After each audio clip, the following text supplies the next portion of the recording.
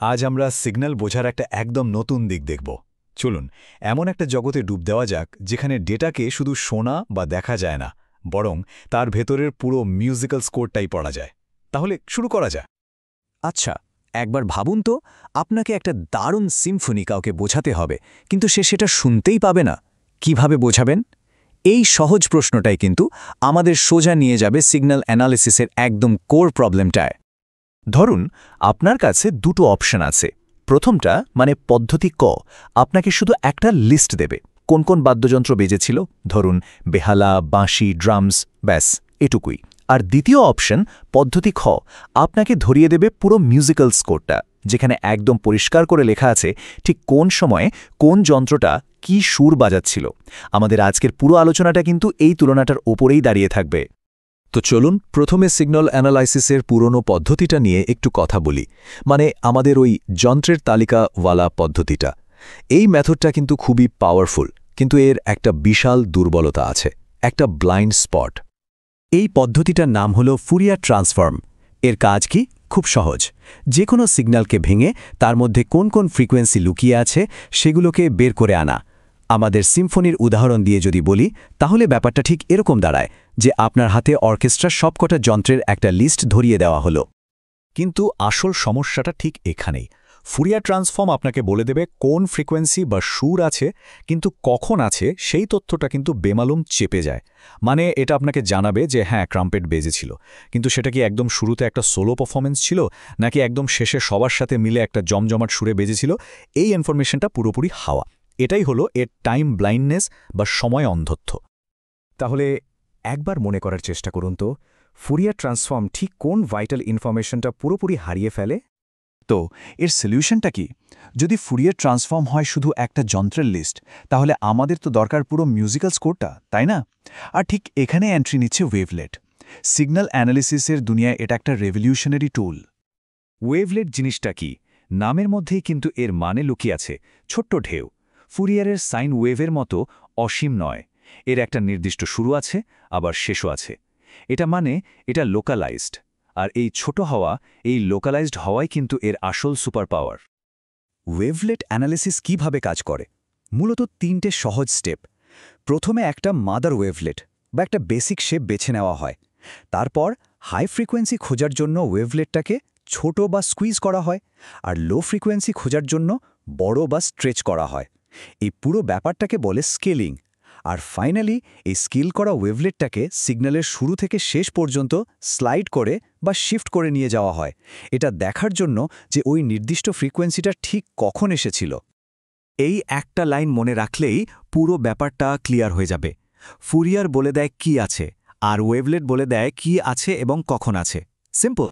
তাহলে বলুন তো, একটা সিগন্যালকে অ্যানালাইজ করার জন্য আমরা মাদার ওয়েভলেটের ওপর কোন দুটো কি অ্যাকশন অ্যাপ্লাই করি? আচ্ছা, ওয়েভলেট কিন্তু একটা মাত্র জিনিস নয়।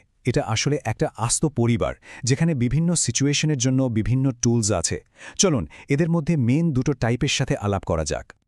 একদিকে আছে কন্টিনিউয়াস ওয়েভলেট ট্রান্সফর্ম বা CWT। এটা সিগন্যালকে প্রত্যেকটা সম্ভাব্য স্কেল আর পজিশনে অ্যানালাইজ করে, তাই খুব ডিটেল রেজাল্ট পাওয়া যায়। ভাবুন তো, একজন বেহালাবাদক তারের ওপর স্মুথলি আঙুল স্লাইড করছেন। অন্যদিকে আছে ডিসক্রিট ওয়েভলেট ট্রান্সফর্ম বা DWT। এটা কিছু নির্দিষ্ট ধাপে ধাপে, মানে ডিসক্রিট স্টেপে অ্যানালিসিস করে। এটা পিয়ানোর আলাদা আলাদা কি বাজানোর মতো। কাজটা অনেক ফাস্ট হয় আর কম্পিউটেশনের জন্য খুবই এফিশিয়েন্ট। তাহলে ম্যাক্সিমাম কম্পিউটেশনাল এফিসিয়েন্সি পেতে হলে কোনটা বেছে নেওয়া উচিত হবে, কন্টিনিউয়াস নাকি ডিসক্রিট? অনেক তো থিওরি হলো, চলুন এবার রিয়েল ওয়ার্ল্ডে দেখি এই ওয়েভলেট কি ম্যাজিক দেখাতে পারে। এই যে কি আর কখন দুটো ইনফরমেশন একসাথে পাওয়ার ক্ষমতা, এটা যে আমাদের জন্য কি দারুণ সব দরজা খুলে দেয়, সেটা এবার পরিষ্কার হয়ে যাবে। এর সবচেয়ে কমন একটা অ্যাপ্লিকেশন হল ইমেজ কম্প্রেশন। আমরা যে JPG 2000 ফরম্যাটটা দেখি, সেটার মতো মডার্ন টেকনোলজিগুলো কিন্তু ওয়েভলেট ব্যবহার করেই ছবির ফাইল সাইজকে অনেক কমিয়ে আনে, অথচ ছবির কোয়ালিটি প্রায় একই থাকে। কিন্তু প্রশ্ন হলো এটা হয় কিভাবে? দেখুন, ওয়েভলেট একটা ছবিকে তার জরুরি আর কম জরুরি ইনফরমেশনে ভাগ করে ফেলে। যেমন ধরুন, ছবির এজ বা ধারালো লাইন, বিভিন্ন টেক্সচার, এগুলো হলো হাই ইম্পর্টেন্স ডেটা। আর অন্যদিকে স্মুথ সারফেসের হালকা রঙের পরিবর্তন বা ছবির মধ্যে থাকা নয়েজ, এগুলো হলো লো ইম্পর্টেন্স ডেটা। কম্প্রেশন অ্যালগোরিদম কি করে, এই কম জরুরি ডেটাগুলোকেই টার্গেট করে বাদ দিয়ে দেয়। আর আপনি জানলে অবাক হবেন, এই পদ্ধতিতে একটা ছবির ৯৫%-এরও বেশি ডেটা বা কোএফিশিয়েন্ট ফেলে দেয়া যায়, অথচ খালি চোখে ছবির কোয়ালিটির তেমন কোনো পার্থক্যই ধরা পড়ে না। এটাই তো ওয়েভলেটের আসল পাওয়ার। তাহলে ইমেজ কম্প্রেশনের সময় ওয়েভলেট ঠিক কোন ধরনের ইনফরমেশনকে আইডেন্টিফাই করে আর ফেলে দেয়?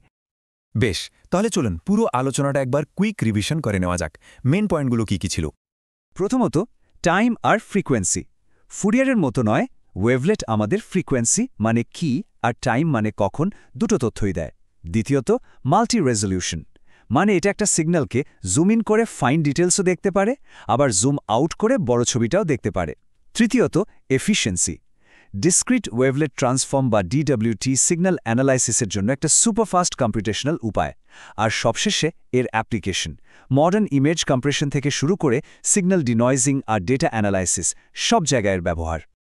তাহলে আলটিমেটলি মনে রাখার মতো কথাটা কি? ওয়েভলেট আপনাকে শুধু বাদ্যযন্ত্রের একটা লিস্ট দেয় না, বরং পুরো অর্কেস্ট্রার কমপ্লিট মিউজিক্যাল স্কোরটাই আপনার হাতে তুলে দেয়। কিন্তু এই সব কিছু জানাটা এত জরুরি কেন? কারণটা খুব সিম্পল। আজ আমরা যেভাবে এআই বা মেশিন লার্নিংয়ে ডেটা হ্যান্ডেল করি, যেভাবে ইসিজির মতো মেডিকেল সিগন্যাল প্রসেস করা হয়, বা ধরুন 5G 6Gর মতো নেক্সট জেনারেশন কমিউনিকেশন টেকনোলজি যেভাবে তৈরি হচ্ছে, এই সব কিছুর একদম গোড়ায় রয়েছে এই ওয়েভলেট থিঙ্কিং। এই কনসেপ্টটা ভালো করে বোঝা মানে ভবিষ্যতের টেকনোলজির দরজাটা নিজের জন্য খুলে ফেলা। এখন যেহেতু একটা সিগন্যালের পুরো স্কোর পড়ার ক্ষমতা আপনার হাতে চলে এলো, একবার ভাবুন তো, এরপর ডেটার মধ্যে লুকিয়ে থাকা কোনো নতুন সুর, কোনো হিডেন প্যাটার্ন আপনি খুঁজে বের করবেন? ডিসকভার করার জগৎটা কিন্তু সত্যিই বিশাল।